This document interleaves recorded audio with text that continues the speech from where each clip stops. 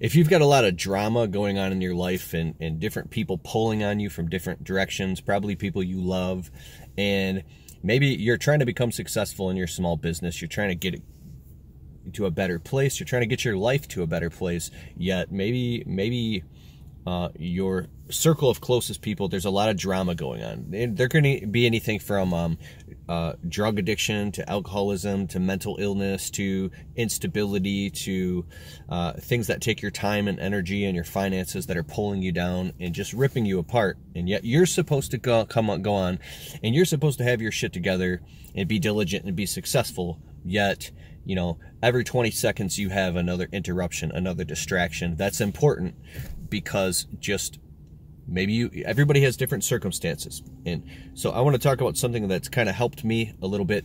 And I do think I get angry when I think about all the success books, success literature, all the gurus, all these people on social media, you know, it's like the 6 steps to success without it mentioning the 1,200-pound elephant in the living room, or however much an elephant weighs. The elephant is taking a shit in front of everybody, and nobody seems to mention it. It's the fact that people got problems. People are struggling. Everything is not going to be okay with some people. And if you have a lot of these things on your plate, how are you supposed to go on and become successful? If somebody's drowning to death, do you just cut the rope to the life preserver and just let them drown? Nope, I got to be successful. No. How would you feel if you cut everybody else out and then you go on to become really successful, but you're a selfish bastard, okay? If God or the universe, I believe in God, gave you a sound mind and gave you good morals and intellect, and you got fingers and toes, and you can go out and build a beautiful life, yet maybe somebody that you love only has 3 fingers and toes, and they don't have a sound mind, or they're struggling.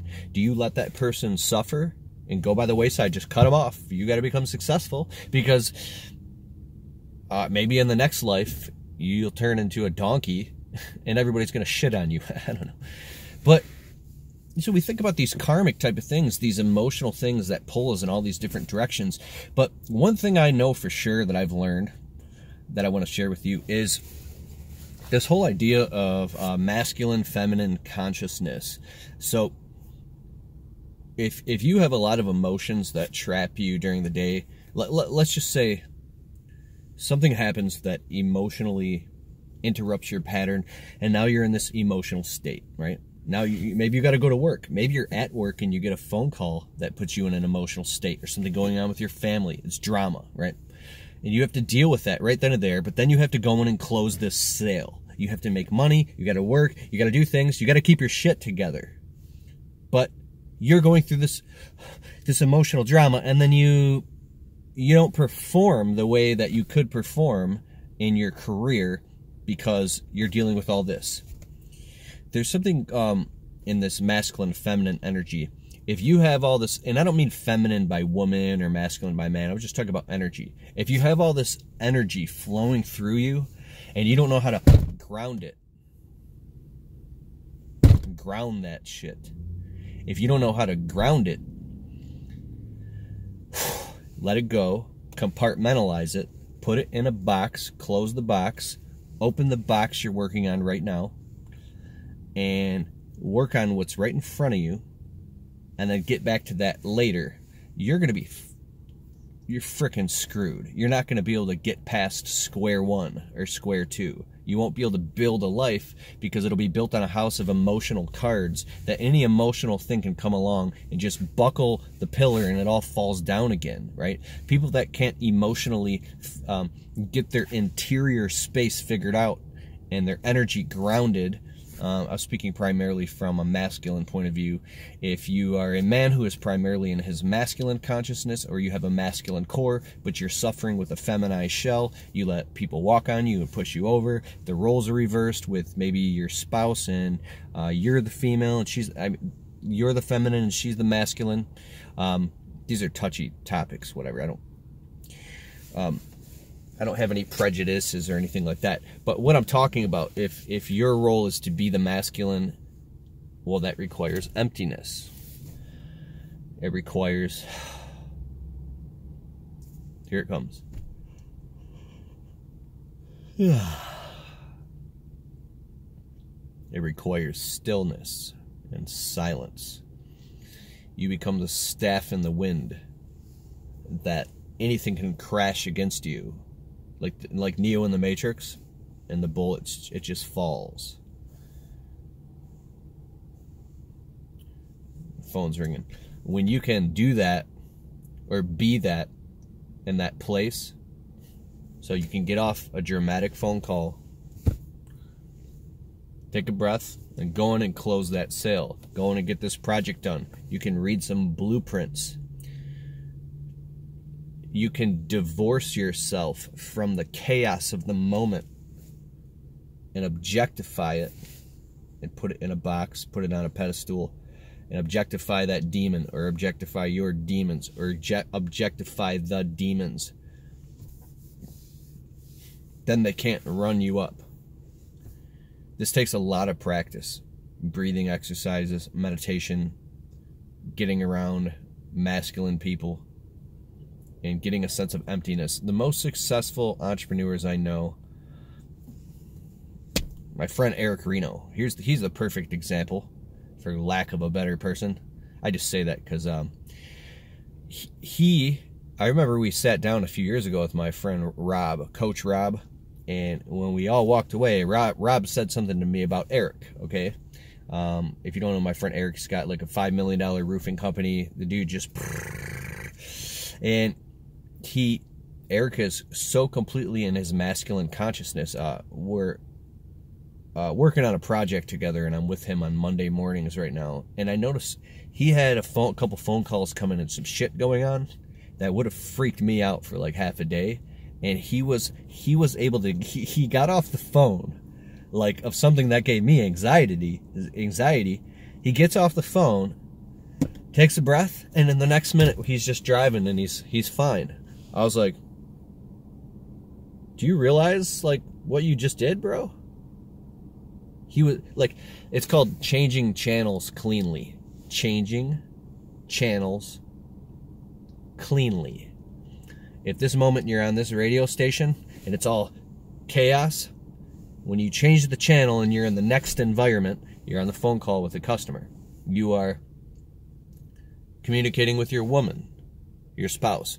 If you are, whatever it may be, if you can change the channel cleanly and you're not stuck in between all the time, because there are literally people, and maybe you watching this right now, if you have all this loose energy running through your body, you could be on all like 30 channels at once and having a meltdown. Like that could be like schizophrenia. It could drive you into being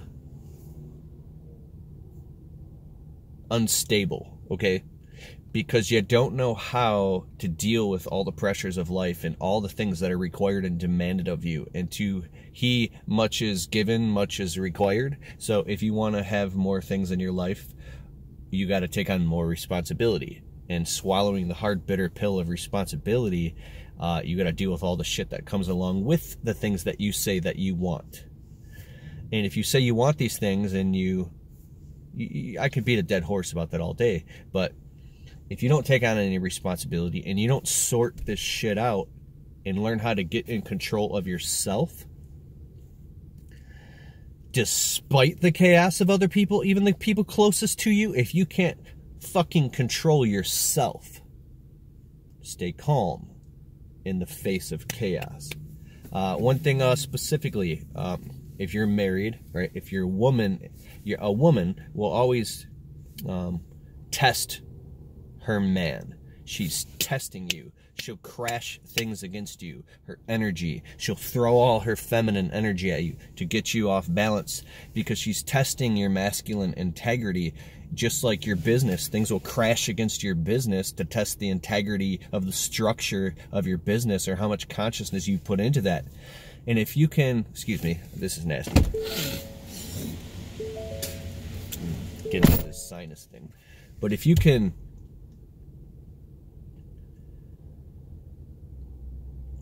have your woman crash a bunch of things against you, and you can stay very present and calm with her, and she can feel that you're feeling her, not that you're checking out emotionally and just putting up a brick wall with your eyes glazed over.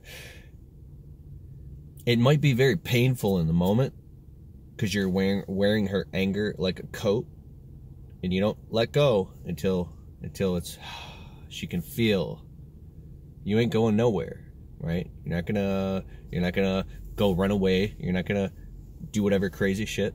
You are her rock, right?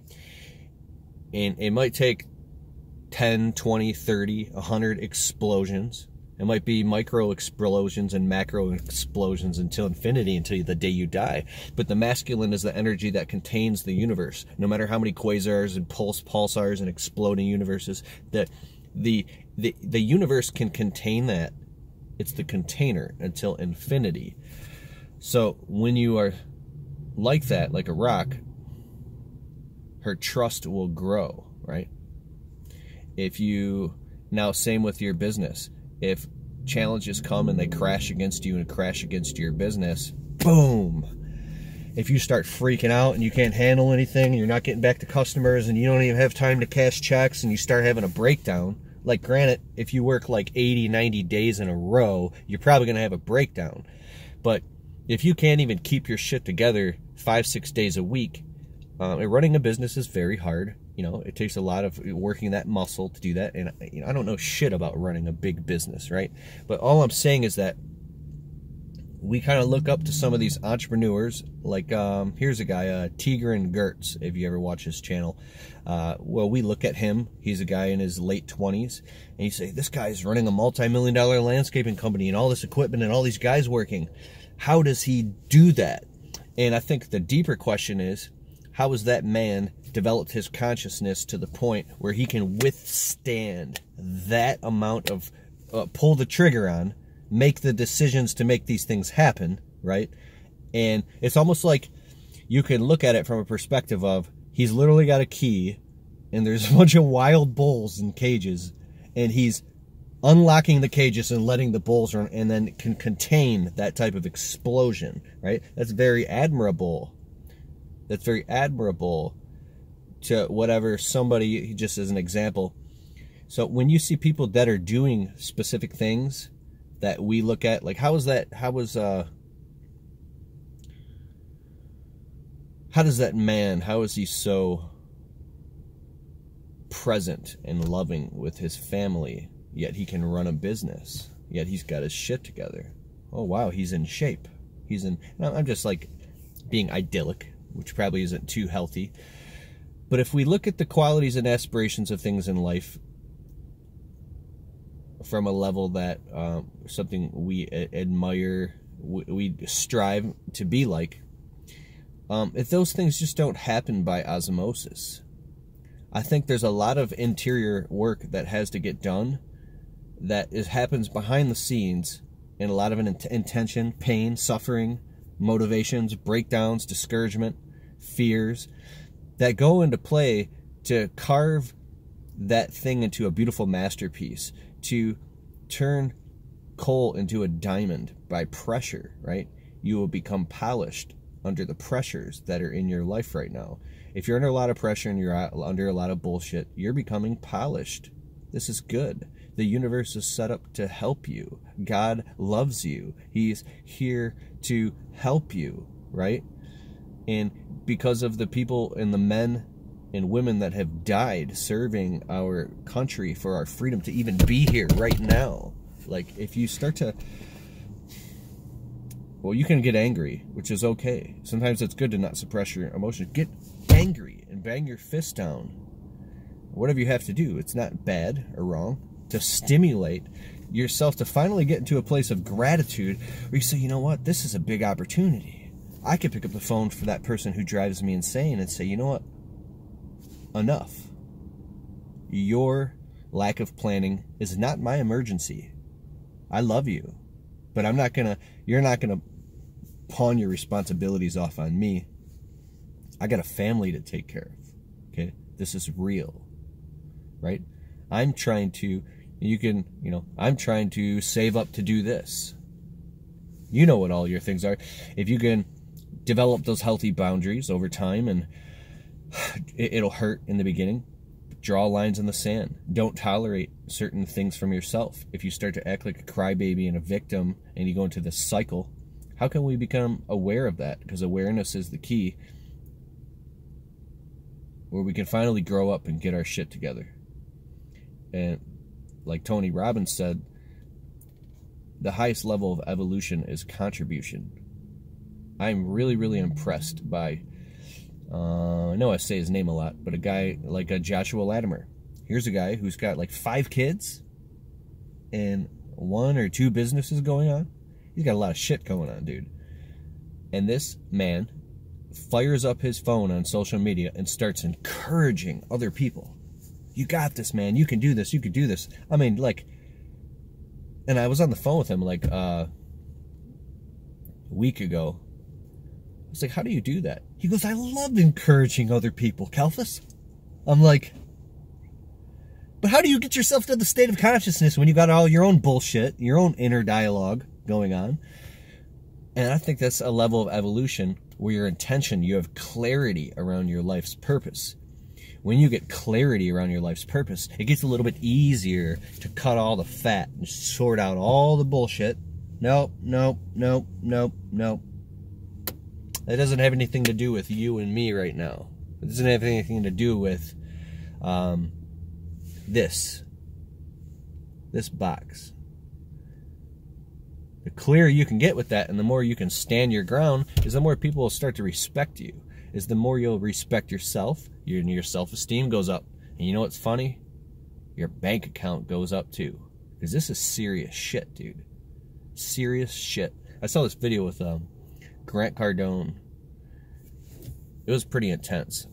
He was standing in front of, it's one of his most famous videos, in front of his sales team. He's on a whiteboard talking about, like, you got to have X amount, millions of dollars, because if these bad things happen to you or your family, which in the mathematical probability they eventually will, you better have your shit together now. Because otherwise, and think about it like this, if you're able to go out and work and make money every day, it's terrifying to be in a position where now you're the person begging for a handout. You're the person who can't take care of themselves. You're the person crying to God and so thankful because somebody's helping you. This is real shit. This is dead fucking serious. We need to get our shit together. You need to get your shit together. I need to get my shit together. There you are. Sorry. I'm like... We got to get our shit together. And I think the penalty of leadership is when you feel like... What fired me up to make this video is I saw like this vision in my head of a man with a table, or like a platform on his shoulders, dripping in sweat, shaking, and on top of him was like, you got the world on your shoulders. On top of him was this like idyllic image of like people basking and eating grapes and the sun shining on them, and just like, I should draw this on a piece of paper. I saw it so clearly. And I saw like people just like, filing their nails and in drama and arguing and complaining, but underneath it all was a dude, almost like Jesus or something, right? Was a dude with all this weight on his shoulders, and he's the one holding all that up, right? And he was a very muscular, like a King Leonidas type of man. And people are completely unaware. Just like when we're growing up and all the shit you probably put your parents through or people through, because of the power of grace and love and forgiveness, you were able to make it through. And I think that just like you got to put the oxygen mask on yourself first in the plane, you can't take care of other people until you can take care of yourself. So it's high time we really get our shit together and get damn serious about taking care of ourselves, so then that we can be fortunate enough so that we can have the opportunity to actually take care of other people. But if people are pulling you down and trying to hold you down, and you're not even at a point where you can take care of yourself yet. In the book, The 48 Laws of Power, Robert Greene talks about this. He says, avoid drama and dramatic people. Rule number 32. Avoid drama and dramatic people. Because you think you're trying to help these people, And they will, and now I'm just reading from the book. I'm not saying I necessarily agree with this, but they'll pull you down and drown you to death with them. Okay? So you better be able to make sure you got enough to feed yourself and your family. I may be wrong with everything I'm saying, you know? I know that my mother would take the coat off her back and give it to a homeless people. We had a lot of random people in our house growing up, and luckily everything was, you know, safe to all my knowledge. But I think we just had sometimes like random people sleeping on our couches, and I'd come home and I was confused, and they needed a place to stay, and my mom would feed them. She was such a giving person that she gave and gave and gave until there was nothing, there was no food in the fridge for us, right? Her heart was so good that she would let people walk all over, and like, and bless her soul, you know. But anyways, that's the end of this video. 20 minutes, my friend. This is the deep shit I've always wanted to talk about, and now I'm talking about it. Love you guys. Peace out.